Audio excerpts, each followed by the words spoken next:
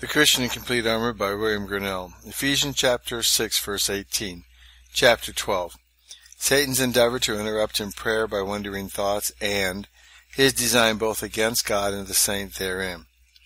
The second design Satan hath against the Christian is to interrupt him in the duty, when he can by no means keep him from it.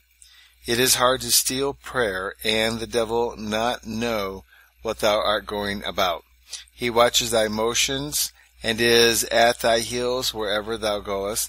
If thou art about any evil action, he is at thy elbow to jog thee on, and before thee, to remove every stone out of the way, that the bowl may go the more smoothly on, and thou mayest not be sick of the enterprise by the obstacles thou meetest in the way.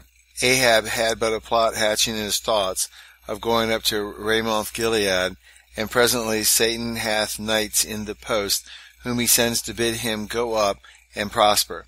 David himself had but some proud thought stirring him up to number the people. Satan takes the advantage and works with the humor now moving, whereby it soon ripened into that sore which God lanced with so sharp a judgment as the loss of 70,000 men. Now he is as skillful and ready at hand to disturb a holy action as to promote a wicked one. When the sons of God come to present themselves before the Lord, Satan forgets not to be among them. He scruples not to be present when you worship God. Indeed, he is first there and last thence. Sometimes thou shalt find him injecting motions of his own, sometimes wire drawing thin, when he sees a vain thought, a sin sprung by the wanton fancy, he will help thee to pursue the chase. He will always be at one end of every inordinate motion of thy heart, either the father to beget or the nurse to bring them up. These are so many and diverse that we may as well count the atoms we see in a sunbeam as number and sort these miscellaneous heap of roving thoughts which are incident to the Christian in prayer. Sometimes he will interject such as are sinful, proud, filthy, yea, blasphemous. Not that he hopes to find entertainment in the Christian's heart for such guises, much less to make a settlement of them there with the gracious soul's consent, but to make a confusion in the spirit, whereby, as upon some sudden fright, the holy exercise he is now about may be hindered. Sometimes he with the prompt thoughts holy in themselves, which at another he would oppose with all his might, but now most likely to find welcome and serve his purpose, being though good fruit, yet brought forth in a bad season. I believe none that have any acquaintance with this duty and their heart in it are altogether strangers to Satan's sleights of his nature. Now, he hath a double plot, one leveled against God, another against the Christian. Section 1. Against God. The devil knows very well that not the least part of the tribune of honor is but the Christian paid upon his knees in this solemn act of divine worship to intercede, which is both his great ambition and endeavor. Nay, he despairs not, and if his design takes to make the Christian dishonor God most, where he expects his name should be above all sanctified. Indeed, those have the unhappy opportunity of casting the greatest indignities on God, who are admitted to stand nearest to him. Should he who hath the honor to set the crown on his prince's head bring it in a filthy state, and so put it on, or instead of the king's own royal crown bring some ridiculous one of straw, etc., what greater scorn could such a one possibly invent to throw upon his prince? The attributes of God are his royal diadem, and it is no small honor that the great God puts upon the Christian by admitting him, as it were, to set his crown on his head, which he doth, when in prayer he gives him the glory of his majesty and holiness, power and mercy, truth and faithfulness, etc., with such humble adoration and holy ravishment of affection as comport with his infinite perfections. But if our thoughts in prayer be not of God, or not suitable to God, and these his glorious excellencies, we pollute his name and mock him. In a word, we pull off his crown as much as in us lies, rather than set it on. Now, doth not thy heart tremble in thy bosom to think thou shouldest be Satan's instrument to offer such an indignity as this upon thy God and King?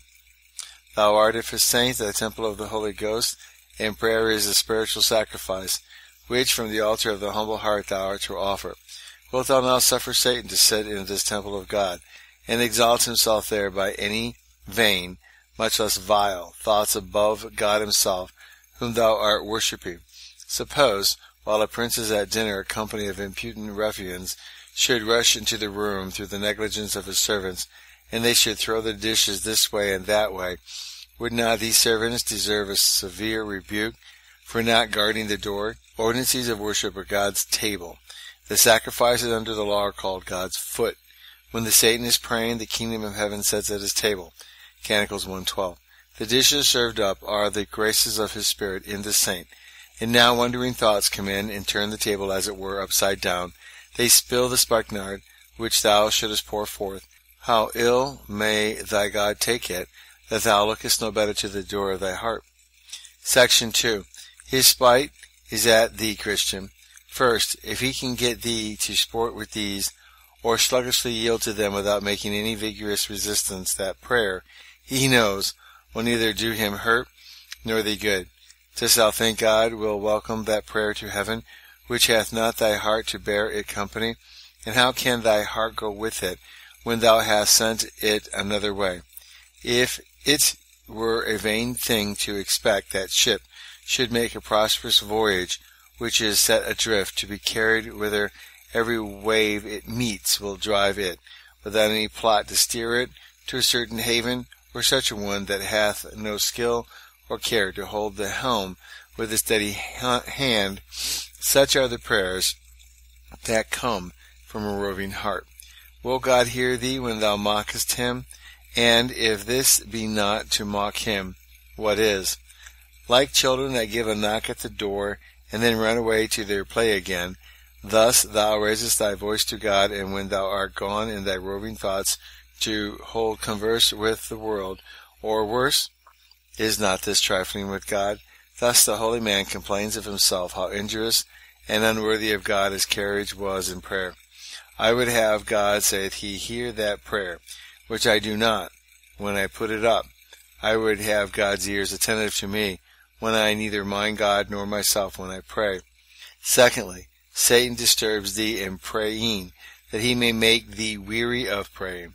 Indeed, he is not likely to miss his mark, if thou lettest these vermins go on to breed in thy heart, for these will rob thee of the sweetness of thy duty, and when the morrow is once out, thou wilt easily be persuaded to throw the bone away. He is in danger to forsake his meat who hath lost his relish of it. Prayer is a tedious work to him that hath no pleasure in performing of it, and weariness in it stands next door to weariness of it. Thirdly, thou provokest the Spirit of God. That alone can carry you through the work, to withdraw his assistance. Who will help him that minds not what he does? You know what Joab said to David when he indulged his inordinate passion for the loss of Absalom. If thou go not forth, there will not tarry one with thee this night, and that will be worse with thee than all the evil that befell thee. 2 Samuel 19:7. Truly, either thou must speedily rouse thyself out of the sloth, or else the spirit will be gone. It will be worse with thee than ever. Who hath thou then to help thee in thy work? And thou wilt find it harder to bring him back than to keep him from going. The necessary infirmities will cleave to thy imperfect state, it protested against, shall not drive him away. And if thou lettest them nestle in the heart, he takes it as thy giving him warning to be gone.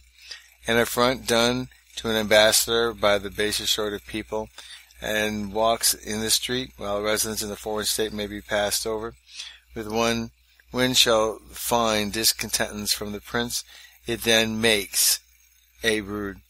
Now take heed, therefore, of showing favor to such disturbers as the league between God and thy soul. Thy heart, which should be a house of prayer, hence will not endure to have a place of merchandising. Either thou must whip the buyers and sellers out, or the spirits will be gone. We read of an abomination, desolation, standing in the holy place, Matthew 24:15, which some interpret to be the Roman ensigns displayed when Jerusalem was taken. This abomination ushered in desolation. What dost thou by thy roving thoughts, but to up an abomination in the temple of thy heart? O down with these, and thou wouldest not be left desolate, and wholly void of God's gracious presence with thee. End of chapter 12, having been read by Peter John Paresis.